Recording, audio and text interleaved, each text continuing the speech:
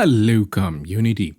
Today we talk about the new Byte Latent Transformer model invented by Meta, and I will explain the complete new transformer architecture to you. So we have here, either from December 16 or an archive December 13, 2024, this new publication here by Meta and Paul Allen School of Computer Science, University of Chicago, University of Washington, Byte Latent Transformer.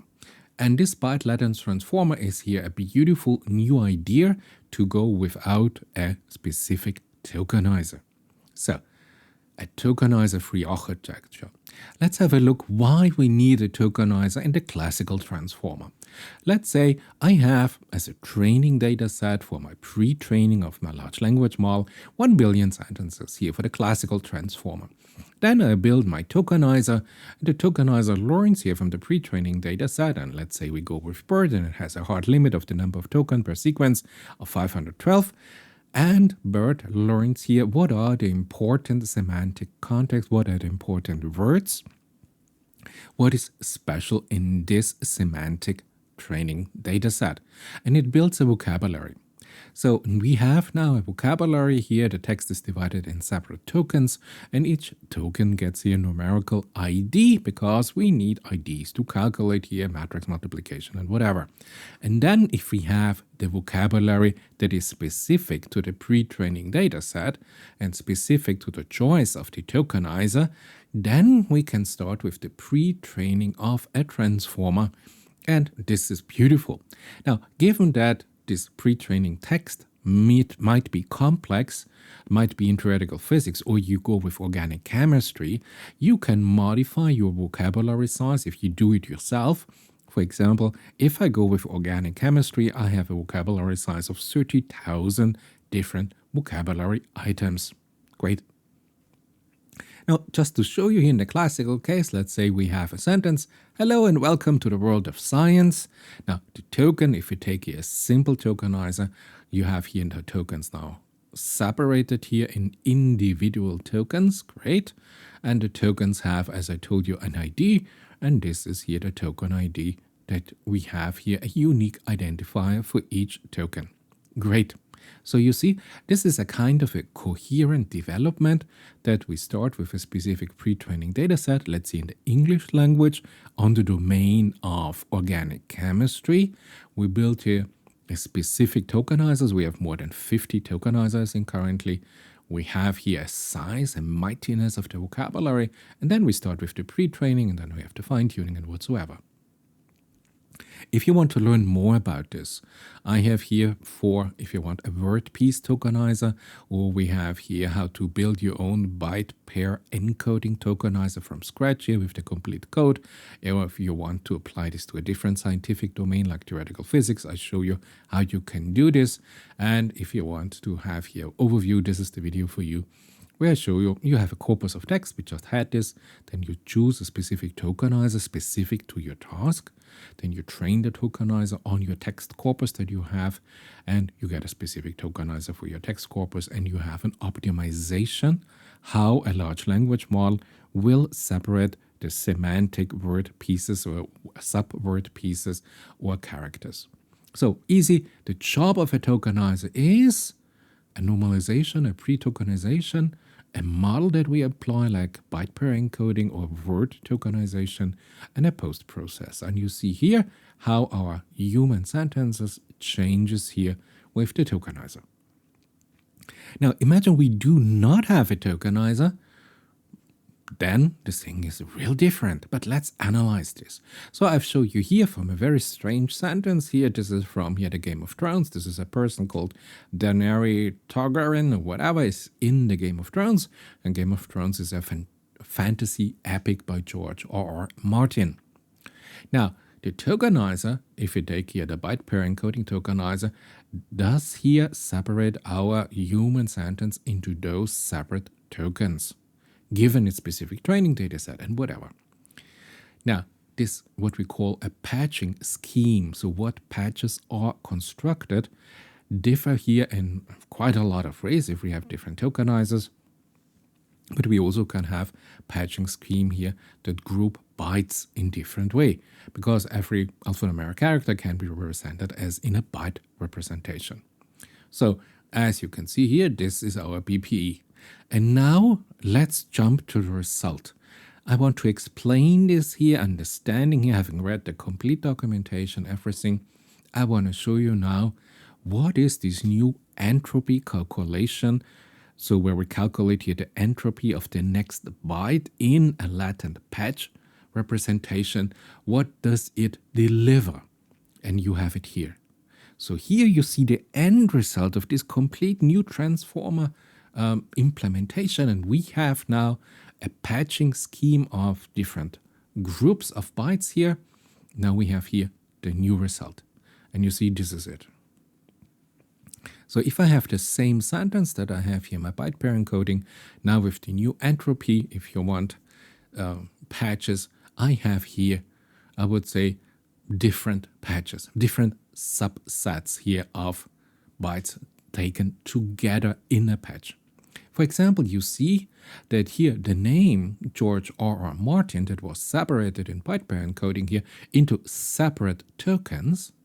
Now we don't have any more tokens, but now we have byte patches here in a latent representation. But you see, somehow the model understood that this is a name.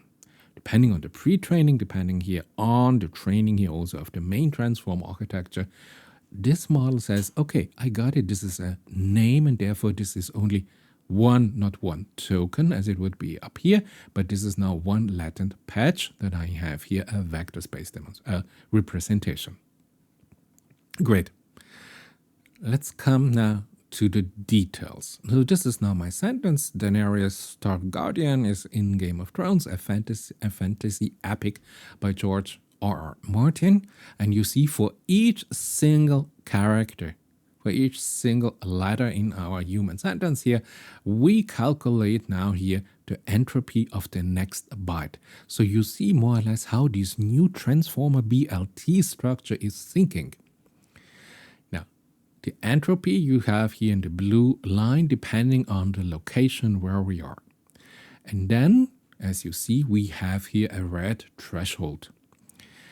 Now come this hyperparameter selection into game. We have to define this threshold. But let's start. So a specific patch, and when our entropy calculation exceed here a global entropy threshold that we just define, and this threshold is here the red line. And the start of a new patch is shown with vertical gray lines. So here, where I was saying, this is the start of a new patch. So this patch here includes here several bytes, the bytes of these characters here.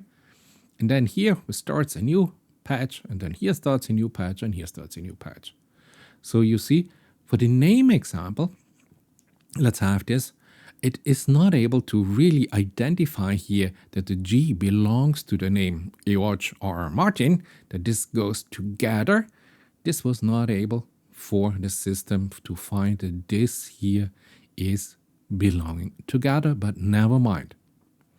Now, in a classical transformer architecture with a tokenizer, you remember, we have here that our main goal is to predict the next token. Here now in this new form, we have the entropy of the next byte because we are byte-based, we don't have tokens. So here we calculate how long can we make our sequence of bytes, not tokens, a sequence of bytes, that it forms a patch. And here we have it. So this shows us here, this is here now a latent patch. And this latent patch includes here all those specific letters here of the name of George R.R. Martin. So what we have here now, if you want, in one latent patch that will become a single vector, we have now, if you want, included all the information of all the different bytes, and the system identified this is a name. Now in the classical transformer, our tokenizer might have also identified, oh, this is a name, give me a specific training data set, and but now we have done it without a fixed vocabulary only based on the entropy calculation of the next byte. And this is not an easy calculation, but I will show you the formula for this. Give you another example. I just wanted you to get a feeling what is happening, and then we have a deep dive in the calculation. Let's say we have here the term Merry Christmas. Now, a classical tokenizer would identify that it is not M token, E token, or R token, and Chris token, and Mess token, but it says, hey, the token, this is unique. This Merry Christmas is one token because this expression is unique. You don't have Merry Tuesday or Merry Apple Pie or Merry Shoes. You have only Merry Christmas. So this is now a unique token in our classical tokenizer. Now in the new Tokenizer 3 BLT transformer architecture, it now calculates here the latent patch complexity with an entropy-defined unknown continuation pattern for the next byte, as I've just shown you, and the result is now Merry Christmas here as a latent patch embedding, a latent patch, and then we embed it in a vector space. So you see, what is the difference? We more or less are working here, if we have real characteristic terms, more or less here with objects that are called token and objects that are called latent patches that we then have to find a vector representation and embedding representation for the classical transformer with the self-attention. This calculate is now we start to understand how to calculate this. And I wanted you to remember this particular idea. We have here 3 blocks. And we will find that in this new BLT, we have 3 transformers. So our BLT, our Byte Latent Transformer at Tokenizer 3 architecture, how good is it? Now the result by the authors themselves, by Meta, says we match the performance up to the performance of a tokenizer-based transformer. So given the performance question, yeah, it comes up and it matches even here the performance of the classical tokenizer-based transformer.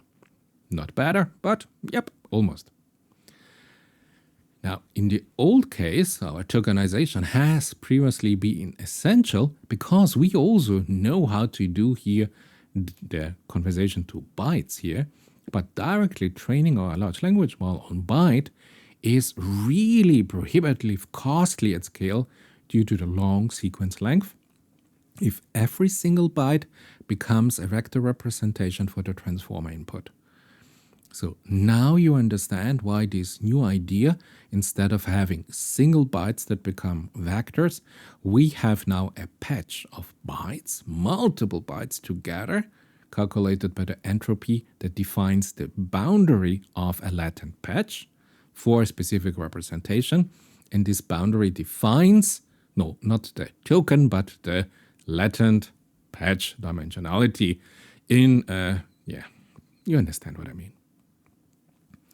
Now, I just want to show you that here, December 16, 2024, just some days ago, there's a research going on also for here the tokenizer. The tokenizer developed massively. There's now this paper here specific about the current byte pair encoding tokenizer optimization.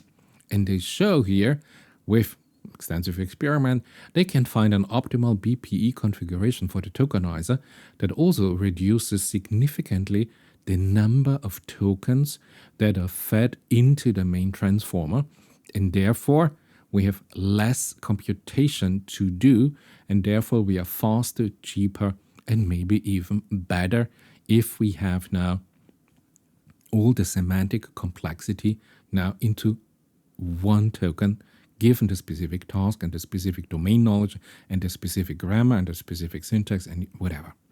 So the tokenization optimization is moving ahead full power. I want to show you this from December 14, the University of Cambridge. Now I think this is a real interesting paper.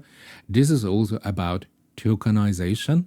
And now I would always say, they now do the same what Meta is doing here with a free form length of our latent patch of bytes.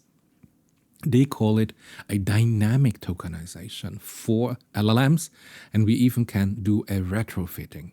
And this is really interesting because with this dynamic tokenization is a way to decide here on the token boundaries based on the input text via a subword merging algorithm inspired here by BPE or byte pair encoding that I showed you. And they show here we merge here frequent subword frequency in a batch, also working here on batches. Then apply here a pre-trained embedding prediction hypernetwork to compute the token embeddings on the fly. A beautiful idea. Quite similar here to this tokenizer free approach by Meta. So you see some genius idea you can apply almost everywhere. To implement this, you notice the word hypernetwork. If you want to understand it, I found this paper here helpful in my understanding because I was not aware here of the hypernetwork definition. This is done here in this paper here by the University of Cambridge and University of Edinburgh. Those are the beautiful authors. It's a beautiful study if you want to get familiar with the hypernetwork trained here for specific variants, and those are the base here if you want to understand here this apply a pre-trained embedding prediction hypernetwork to compute the token embeddings on the fly. This study is really, really interesting, but we want to focus now for the moment here. Yeah, I just want to show you this study. Look, we can have, if you have the normal subword tokenization of BPE, in the English language, we have 12 tokens. And if we apply the dynamic tokenization now, we can reduce the 12 tokens to 6 tokens. And you see here exactly how the tokens now reform. And we are able to have here a new tokenization idea that is dynamic, that is faster, that is less compute intensive. And we have a reduction in tokens here by 50%. Or if you go with other languages, I don't know this language, so I just can show you can go from 18 tokens to 5 tokens if you apply here a dynamic tokenization. So Meta's new methodology is, they don't claim it, not as groundbreaking as some people in the internet think that it is. But if you take a closer look, you see it is kind of moving in parallel also with the tokenization developments for some dynamic tokenization. Let's look at the model architecture itself, because there's quite a difference. Now, we have normally our transformer architecture, no? And the vector representation enter here the main transformer. Great. Now, just to be clear, I have to be specific because sometimes I mix up the terms. So tokens, the classical transformer, tokens refer to byte groups drawn here from the finite vocabulary. And this vocabulary was, if you want, defined here by the tokenizer. And this vocabulary was determined prior to the training exercise I showed you at the very beginning of the video. Now, patches that we talk here with BLT from Meta, patches refer to dynamically grouped sequences of bytes without a fixed vocabulary. But for both the token-based and the patch-based models, the computational cost, and this is what we are looking here, of processing the data is primarily determined by the number of steps executed here by the main transformer. So this means in BLT, this is the number of patches needed to encode the data with a given patching function. And I showed you multiple patching functions from BPE to entropy already at the middle of this video. So this means now that the average size of a patch, or simply the patch size, is now the main factor for determining the cost of the processing of the data during both the training, and we not even started with the training, and we will not talk about inference because we have to build those systems with a given patching function. So what you want to have less amount of patches, but in those patches you want to have the size includes here quite some complexity, and this is of course a natural development that we want to see. So we reduce here the transformer operation, not on simple little stupid things like the ending of the words, like this eng, this reading, transferring, or watching, that this does not have to be calculated with a full transformer architecture, but we can apply maybe some smaller transformer, and this is exactly the idea here by the Byte Latent Transformer architecture. So, surprise, surprise, we have 3 transformers. And to, prepare the data for the transformer, the idea was now to have a small transformer architecture that does more or less the encoding, and then of course we have to have a decoder that brings it back to the human language. So you see, the idea is encoder, the main transformer that we know, there's nothing special about the main transformer, and then a decoder, and the latent global transformer, as it's called now in BLT, is an autoregressive transformer model G with a different number of layers, which maps now a sequence of latent input patch representation coming from our encoder into a sequence of output patch representation going to the decoder to be decoded in human language again. So you see, this is a normal transformer. This is our standard global transformer. And the beauty is, our decoder is more or less exactly an inverse encoder from the functionality and from the architecture. So if we understand the encoder, the decoder is just the inverse. So we say, great. So we have now to focus here on the classical transformer and this specific encoder. So we have 2 transformer architecture, and what is happening between them, because this, the third one, is just the inverse encoder. I tell you now the result. The result is, if you read everything, that the classical transformer is a classical transformer that applies self-attention. Full stop. Now, the self-attention is now on the input that comes from the encoder, and this is the latent patched vectors in a specific representation, in a vector representation.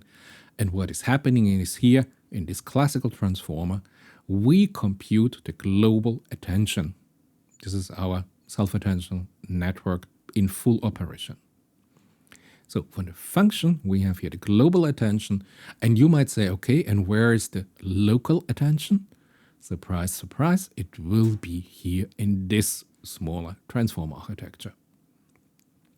So if you want to say this new intelligence is the wrong word, but you know what I mean. So instead of a tokenizer, we have some intelligence to put in here because this is really special.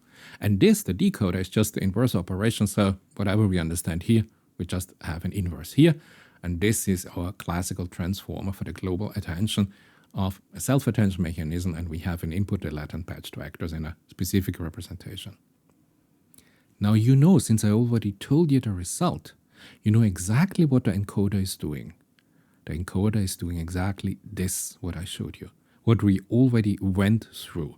Now you understand the result of the encoder, and now we just have to look inside of the encoder and see how it is doing the calculation.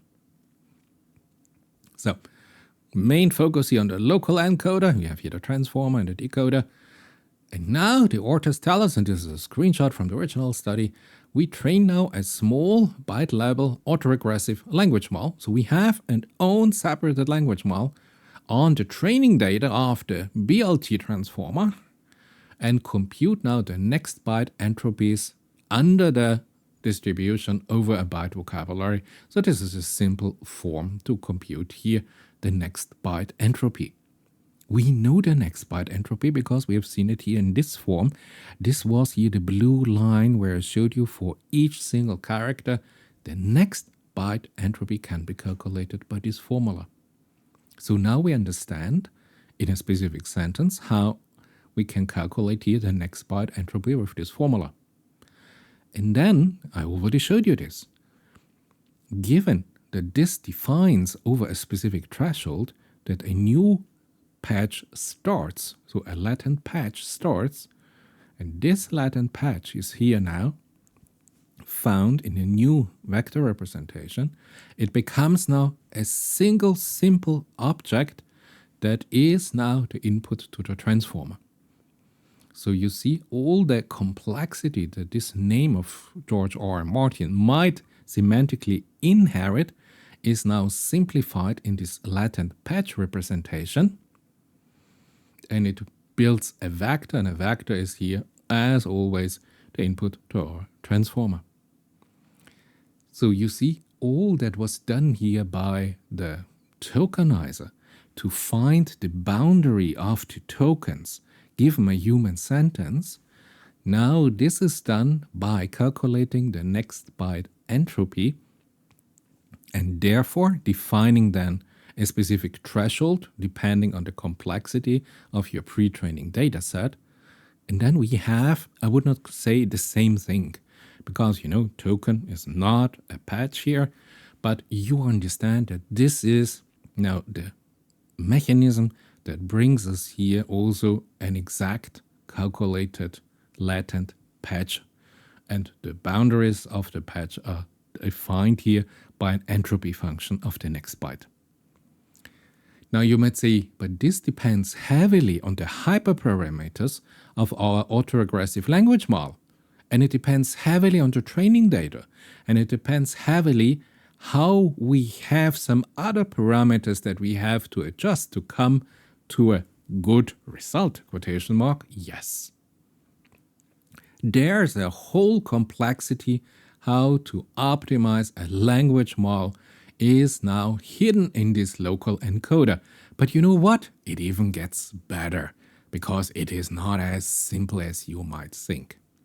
Because this is not just a small transformer that we know. No. There is something in addition. And in addition, we have now a cross-attention layer after each classical transformer layer. And the function of this cross-attention layer is simple. It pulls here the byte representation into a patch representation. So you remember when I told you here's the beginning of the patch and here ends the patch. And now we pull everything together. We have a byte representation, and then suddenly we have the new object, and the new object is now a patch. It's a latent patch, different length if you want. And then we have to find, of course, an embedding for the representation that is the input to the classical transformer. Now, it is not that easy if you think the cross-attention module, because it helped me to read this study here to understand the cross-attention module of the perceiver architecture that is introduced in this paper in 2021. Having read this paper, I understand how they built here a specific cross-attention module that is real close to the perceiver architecture that was developed in this paper. If you want to see Meta's original screenshot here, so here, if you want here the detailed explanation, what is here the encoder? This is your encoder, and this is your decoder. Now, I told you that the decoder is just the inverse, and they also tell this here. The local decoder uses a similar block, but with the role reversed. So whenever we understand here the encoder, and this is just the inverse, so let's focus here on the encoder. And you have here exactly, as I told you here, the local encoder with this cross-attention now here after the normal transformer layers.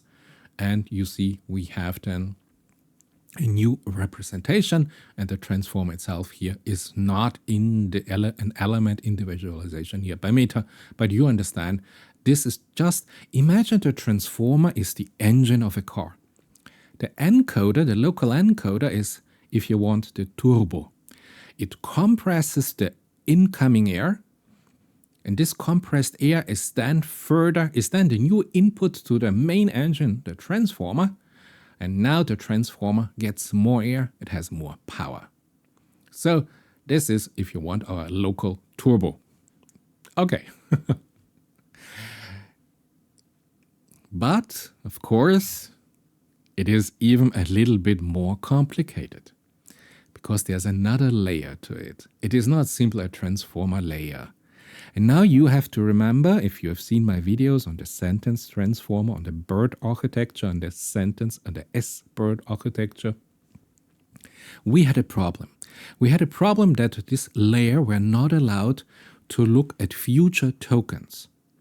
We had a masking introduced in BERT that it was only looking to the token to the left side of the, if you want, the development. And now we have exactly to do the same thing here. So we have now in the classical layer architecture of our transformer, we have now a local block causal attention mask to implement. But this is the same thing that we know from BERT.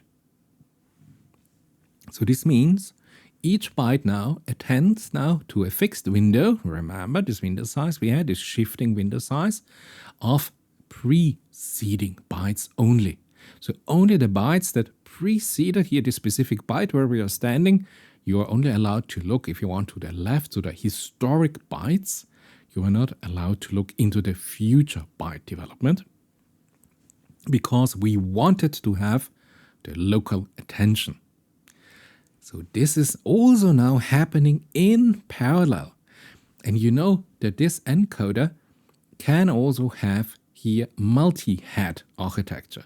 So now there's a lot of happening in parallel, and this is maybe the complexity of the original paper by Meta, that this is all happening at the same time, and this is why I've chosen to give you the result at the beginning of this video, and then we are working back how this result comes into life, why we see this result, and now you understand that our local encoder has a classical transformer architecture where we have a local attention block causal mask implemented. So we understand here the local attention, if you want, because here in the transformer we have the global attention. So we have both aspects, the local context and the global context in the attention calculation. Plus we have a cross attention layer also in this local encoder that also has a multi-head architecture after each normal transformer layer, and whose function is to pool here the byte representation in a specific way. And there are multiple methodologies, but never mind. Just pool it into a patch representation that we have then as an input to the transformer. And there you have it. You see, the main object of interest, the real beauty is here this local encoder.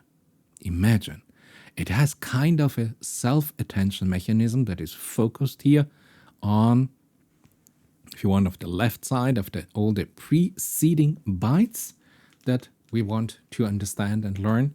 Then we have the cross-attention layer in this encoder to pool here the byte representation. And then, if we have defined here an entropy threshold, we find here now the boundaries of our latent patch. And then we find a vector representation of this latent patch, which is now the input to our classical transformer that performs here the self-attention, now on this object of a latent patched vector representation to calculate here the global attention mechanism. This is beautiful. Have I told you everything about it? No. In the original paper by Meta, they have a beautiful explanation of further mathematical operations, what other methodology they tried out before they arrived at this particular configuration. If you play with multiple layer architectures in different ways, so if you want to learn much more about it, have a look at the original literature by Meta. This is now the final words here of the authors of Meta, and they say, this paper here represents here the Byte Latent Transformer, a new architecture that refines here the conventional dependency on the fixed vocabulary tokenization in large language model. This is correct. By introducing now a dynamic, learnable methodology for grouping the bytes into patches, which on the other side were called tokens, this BLT effectively allocates computational resources based on the data complexity, and yes, this is the beauty, leading to significant improvements, Now, not in the performance of the LLM, but in the efficiency and in the robustness. So, we're not talking about the performance. Is it better than a classical LLM with Tokenizer? No. But they claim we are more efficient and more robust. However, if I showed you, we have new research here by a dynamic tokenization. If I take those results now into the equation, then I would doubt that this last sentence holds. Because with a dynamic tokenization, I increase here significant the effectiveness and the robustness also of the tokenizer-based LLMs. So it is a beautiful parallel development, some great new ideas by Meta, but is it this unique step forward in AI? Not really, because there are so many other methodologies and there are so many hyperparameters that you have to get right, as in any other LLM, to achieve that it comes close or have the same performance like the classical tokenizer-based large language models. If you want to have a look here at the complete code, I'm just doing this now. Facebook Research BLT, Byte Latent Train.py. There's quite some understanding that you have to understand what's going on if you really want to have a deep dive in the code. But careful, it is not an open source. It is not Apache 2. It is not MIT license. It has here a specific license. You have to be aware if you want to use this. But otherwise, I think a great paper. I hope I've given you the main idea. I hope I've given you here the understanding what is happening. Instead of a tokenization, we have an entropy boundary condition that calculates here the maximum length of a latent patch, consisting here of different bytes. And then we have here a new representation of these latent batches that go into our classical main transformer. And the third transformer that we have in this new system is simply the inverse operation of the local encoder. Now we have a local decoder that brings it back and we get the final result out of BLT.